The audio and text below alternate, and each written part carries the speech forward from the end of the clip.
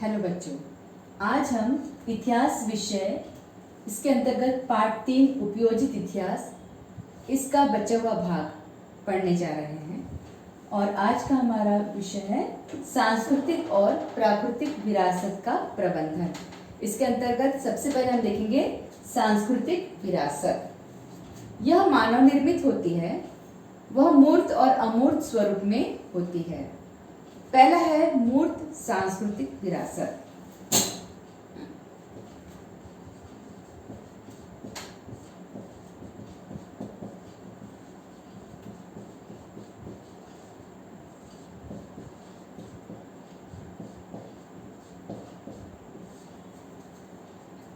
इस वर्ग में प्राचीन स्थान, वास्तु, वस्तुएं, हस्तलिखित शिल्प, चित्र आदि का समावेश होता है, जिसे हम देख सकते हैं मूर्त रूप से।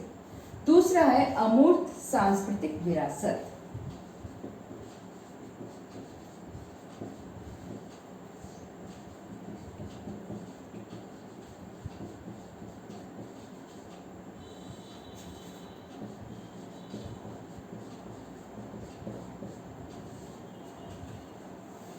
इस वर्ग में निम्न मुद्दों का समावेश होता है। पहला है मौखिक परंपराएं और उनके लिए उपयोग में लाई जाने वाली भाषा। मौखिक जब हम बोलते हैं तो हमारे पास भाषा का होना अत्यंत आवश्यक है, क्योंकि अगर हम जब भाषा जानते हैं तब हम अच्छी रीति से उस बात को कह पाते हैं, उस बात को हम बता पाते हैं। दूसरा है पारंपरिक ज्ञान, जो हमारी परंपराओं से चला रहा है, उस ज्ञान की हमको आवश्यकता होती है। अमूर्त रूप से जो है हमारे परिवार में बताया जाता है, परंपरा चली आती है। तो परंपरा किस तरीके से जाती है? भाषा के माध्यम से। भाषा के माध्यम से हमारे परिवार के लोग बताते हैं अपने बच्चों को कि क्या करना है, हम क्या करते हैं, हमारे समाज में किस तरीके से कोई शादी है या फिर कुछ और संस्कार है, वो किस तरीके से आगे बढ़ते हैं, ये बच्चों को बताया जाता है और इस तरीके से परंपरा चलती आती है। तीसरा है तीज त्योहार, पर्व मनाने की सामाजिक प्रथाएं और धार्मिक विधियां। ये भी हमको परिवार में ही पता चल जाता है। जब हम छोटे होते हैं तो हमारे परिवार में बताया जाता है कि हमें कौन से त्योहार हम मना रहे हैं, या हम कौन सी जो धार्मिक बातें हम सीख रहे हैं और किस तरीके से हमको उसको अपनाना है। जो धार्मिक विधियां हैं वो किस तरीके से हैं, बच्चा परिवार में ही सीख जाता है। अर्थात जो परंपराएं हैं, जो अमूर्त रूप से वो जानता भी नहीं है, लेकिन उसे जब बताया जाता है तो वो बच्चा जान जाता है कि मुझे इस तरीके से अपने धर्म को चलाना है, उसका पालन करना है, उसकी विधियां ये है। कला प्रस्तुतिकरण की पद्धतियां, विशिष्ट पारंपरिक कौशल। पारंपरिक कौशल भी अगर हम देखते हैं कि अगर हमारे परिवार में कोई चीज़ बनती है, मान लो कुम्हार का परिवार ले लिया हमने उदाहरण के रूप में, अगर वो मिट्टी के बहुत सुंदर बर्तन बना रहा है तो उसका बच्चा भी वो देख देख के सीख जाता है कि किस तरीके से मिट्टी के पात्र बनाए जा सकते हैं। तो इस तरीके से बच्चा जो है अनजाने में ही वो चीज़ों को सीख जाता है, उस कौशल को प्राप्त कर लेता है। अगर लकड़ी का सामान बन रहा है घर में तो उसकी कटाई कैसे करना है, कितना वो इंच देना है, कितना सेंटीमीटर नापना है, ये सब बातें बच्चा बचपन में ही से ही सीखना शुरू कर लेता है और वो कुशल प्राप्त करता है, क्योंकि उसने उस चीज़ को देखा है, उसको जाना है, उसके सामने वो चीज़ बनी है और इस तरीके से बहुत कुशलता से वो चीज़ें बना सकता है। इन परंपराओं, प्रथाओं, कौशलों आदि का प्रतिनिधित्व करने वाले समूह, वर्ग, ये सारे जो है अमूर्त सांस्कृतिक विरासत में शामिल होती है। अब हमारा वह है प्राकृतिक विरासत। पहला हमने देखा सांस्कृतिक विरासत, उसके अंतर्गत हमने देखा मूर्त सांस्कृतिक विरासत, जिसमें स्थापत्य, कला और स्थान, उसके बारे में जानकारी मिली। दूसरा है अमूर्त सांस्कृतिक विरासत, जो बच्चा जो है अनजाने में ही सारी धार्मिक जो विधियां हैं, जो परंपराएं हैं, वो सीख लेता है। अब है प्राकृतिक विरासत ब।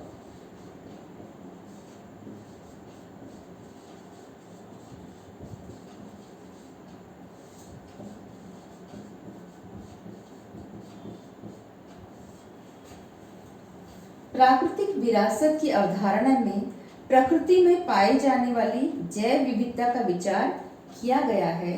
इसमें निम्न घटकों का समावेश है। अब इसका जो हेडिंग है वही है प्राकृतिक विरासत। इसका अर्थ है प्रकृति से मिलने वाली जो विरासत है वही प्राकृतिक विरासत है।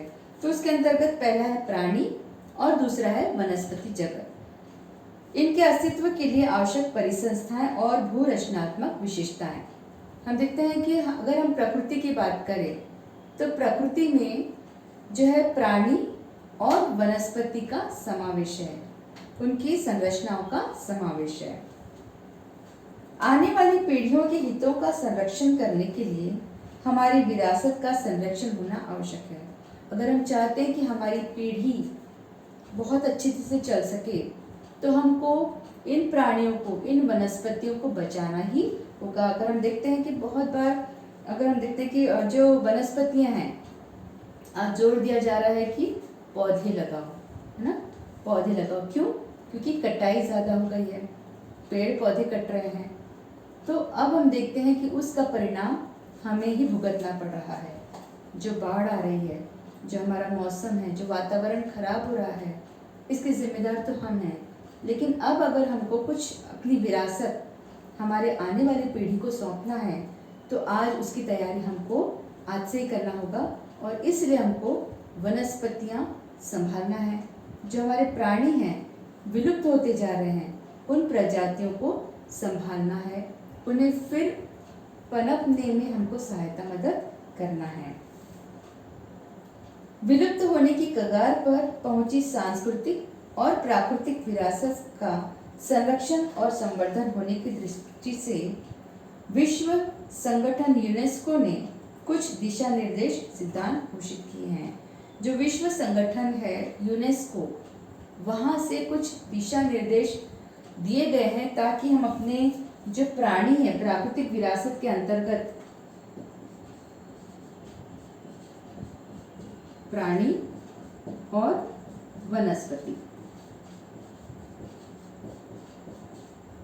इनका हम संवर्धन कर सके, हम इसे नष्ट होने से बचा सके।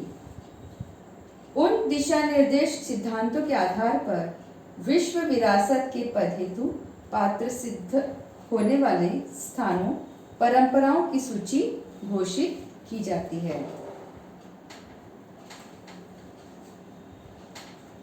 यूनेस्को की विश्व प्राकृतिक विरासत सूची में पश्चिमी घाट का 2011 ईस्वी में किया गया था। उसका समावेश, पश्चिमी घाट का समावेश 2012 ईस्वी में यूनेस्को के प्राकृतिक विरासत के रूप में किया गया। सातारा जिले में कास पठार पश्चिम घाट श्रेणियों में ही बसा हुआ है। सांस्कृतिक और प्राकृतिक विरासत का प्रबंधन करना यह उपयोजित इतिहास का एक प्रमुख अंग है। उपयोजित इतिहास का अंग है कि जो सांस्कृतिक और प्राकृतिक विरासत है, जो हम देखते हैं कि सांस्कृतिक विरासत और प्राकृतिक विरासत, उसको संजोए रखना ही उपयोजित इतिहास का लक्ष्य है। और वो चाहता है कि इस तरीके से लोग जो सांस्कृतिक विरासत है, जो प्राकृतिक विरासत है, उसको संजोए रखें। इस विरासत का संरक्षण और संवर्धन करने का अधिकांश कार्य भारत सरकार का पुरातत्व विभाग और भारत के प्रत्येक राज्य सरकार का पुरातत्व विभाग करता है। जो पुरातत्व विभाग है वो जो उपयोजित इतिहास के अंतर्गत जो सांस्कृतिक विरासत और प्राकृतिक विरासत है उसको संजोए रखने की भरपूर कोशिश करता है। देश के साथ साथ जो हमारे राज्य है, राज्यों में भी इस प्रकार की मुहिम चलाई जाती है ताकि हमारी जो विरासतें हैं सांस्कृतिक और प्राकृतिक, उसको बचाया जा सके। Intact Indian national trust for art and culture heritage, यह एक स्वयंसेवी संस्था है और इस क्षेत्र में यह संस्था 1984 से कार्यरत है। सांस्कृतिक और प्राकृतिक विरासत स्थानों का संरक्षण और संवर्धन की परियोजनाओं में अनेक विषयों के तज्ञ व्यक्तियों का समावेश होता है।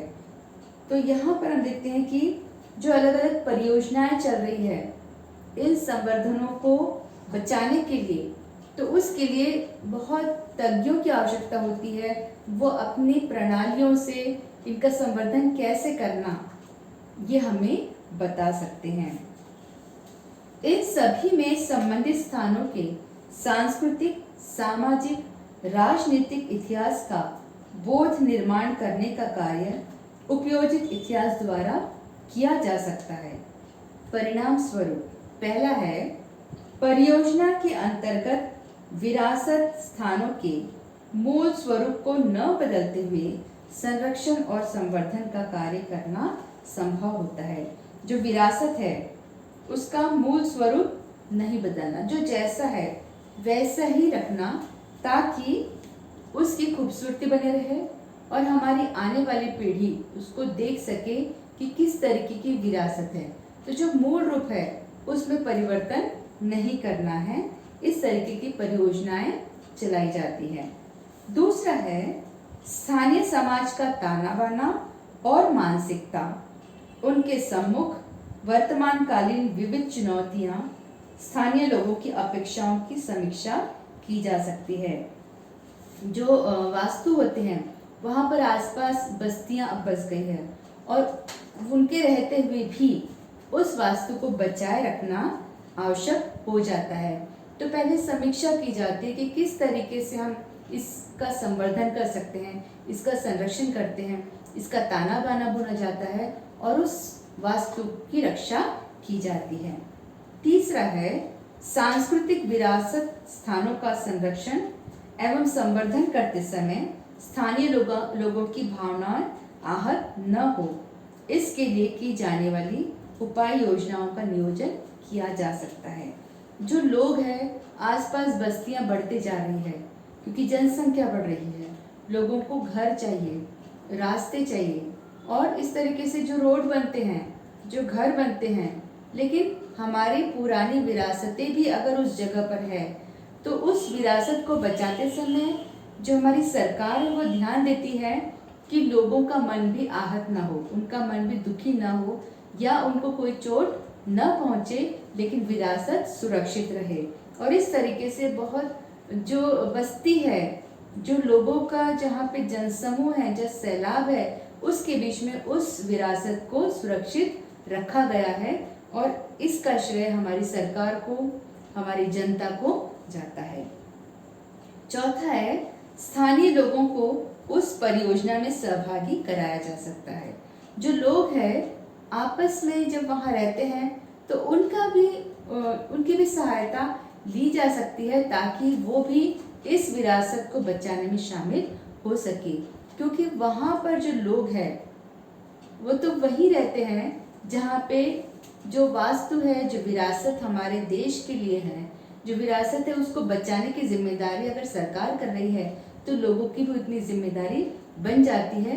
तो सरकार भी लोगों की मदद लेती है ताकि लोग वहाँ पर रहकर उस विरासत की देखभाल कर सके, उसे संजोकर रख सके।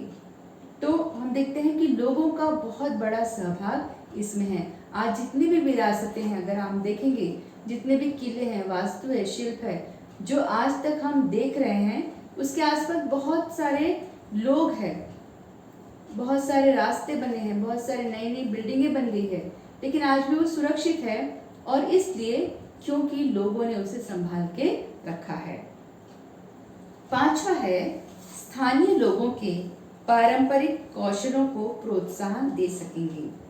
जो वहाँ पे लोग रहते हैं उनके पास जो कौशल है, जो गुण है, जो क्षमता है, उसको निखारने की जब वो सोचते हैं तो उनको और प्रोत्साहन दे सकते हैं ताकि वो अपनी कला को और अधिक निखार सके, क्योंकि अगर प्रोत्साहन नहीं मिलेगा तो वो कला वहीं की वहीं खत्म भी हो सकती है।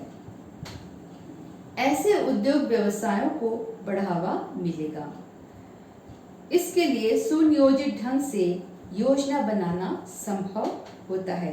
तो अगर कोई कलाकार है, वो किसी तरह से कोई अच्छी कला जानता है, तो उसको जब प्रोत्साहन मिलता है तो वो उसका व्यवसाय बन जाता है, क्योंकि उसके द्वारा बनाई गई कला और लोगों को पसंद आ रही है, तो वो उसका रोजी रोटी का साधन भी बन सकता है। अब हम देखेंगे संबंधित व्यावसायिक क्षेत्र।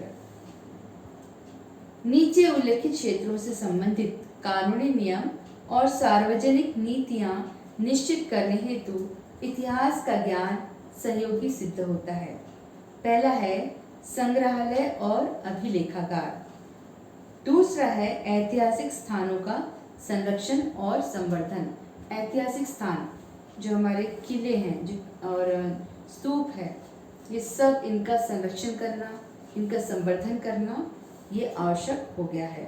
फिर पर्यटन और आतिथ्य। पर्यटन, अगर लोग जो है अगर घूमने जा रहे हैं तो उनके लिए अच्छे होटलों की व्यवस्था वहाँ होना चाहिए। अच्छा, उनको वहाँ पर सुख चैन महसूस होना चाहिए, क्योंकि लोगों ने घूमने के उद्देश्य से अपने टूर को निकाला, अपना पर्यटन करना उन्होंने आरंभ किया है। तो जो सुविधाएं उन्हें चाहिए वो सुविधाएं अगर उपलब्ध होती है तो वो ऐतिहासिक स्थानों को खुशी से देख पाएंगे और उसे समझ पाएंगे।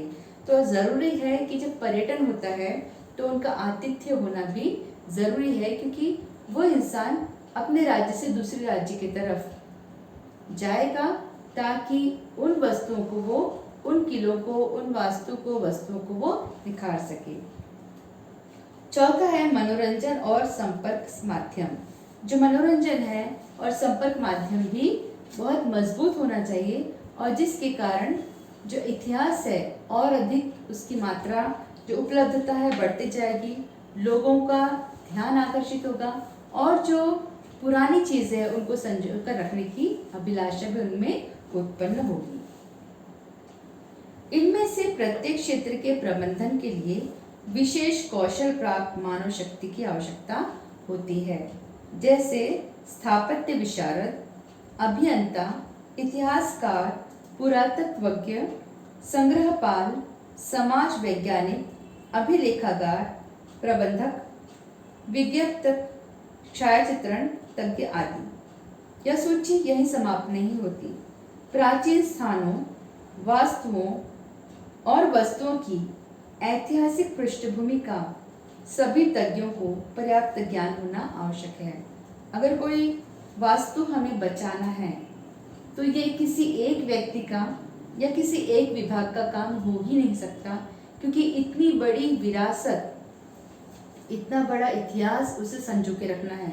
तो बहुत सारी चीज़ें हैं, बहुत सारे विभाग है जो अपने अपने तरीके से उस विरासत को संजो के रखने का कार्य कर रहे हैं, और उसमें तज्ञों की, जो बहुत जानकार लोग हैं, उनकी आवश्यकता होती है कि किस तरीके से उन चीज़ों को संभाला जाए। हम देखते हैं कि बहुत सारे जो किले हैं उनमें आज भी जो उस ज़माने में जो औजार इस्तेमाल किए गए हैं वो संग्रहालय में रखे हैं।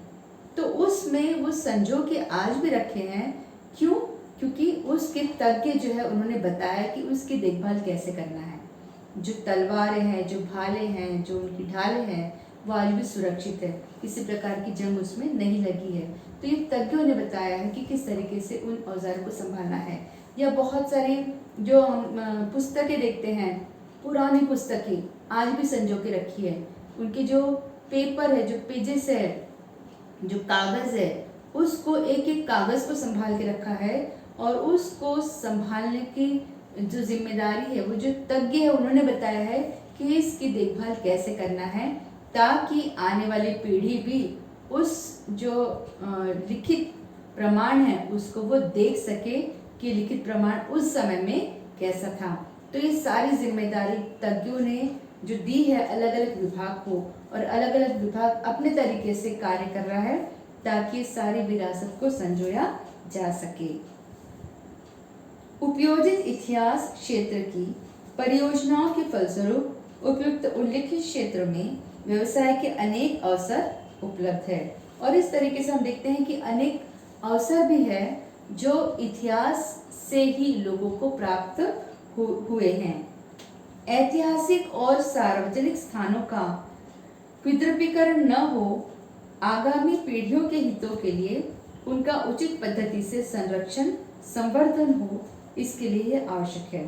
जो इतिहास है, ऐतिहासिक और सार्वजनिक स्थान जहाँ पे सारे लोग देखने के लिए जब जाते हैं, तो लोगों की भीड़ जब हो जाती है तो वहाँ पर भी उस वस्तु को संभाल के रखना उस भीड़ की जिम्मेदारी है। देखना तो सभी चाहते हैं, लेकिन ये भी ध्यान में रखना है कि वहाँ पर की जो इमारतें हैं उसमें किसी प्रकार की खरोंच तक ना आए, क्योंकि हमारे पूर्वजों ने हमारे लिए उस चीज़ों को संजोया है। तो अब हम आने वाली पीढ़ी को जब ये चीज़ें दिखाना चाहते हैं तो हमें भी उसकी उतनी ही हिफाजत करना होगा जितने हमारे पूर्वजों ने हमारे लिए किए हैं। तो बच्चों, आज का पाठ यही समाप्त होता है और हम विश्वास करते हैं कि आपने बहुत अच्छी तरीके से पाठ 3 उपयोजित इतिहास इस पाठ को समझ लिया है। इसके स्वाध्याय हम अगली तासिका में करेंगे। धन्यवाद।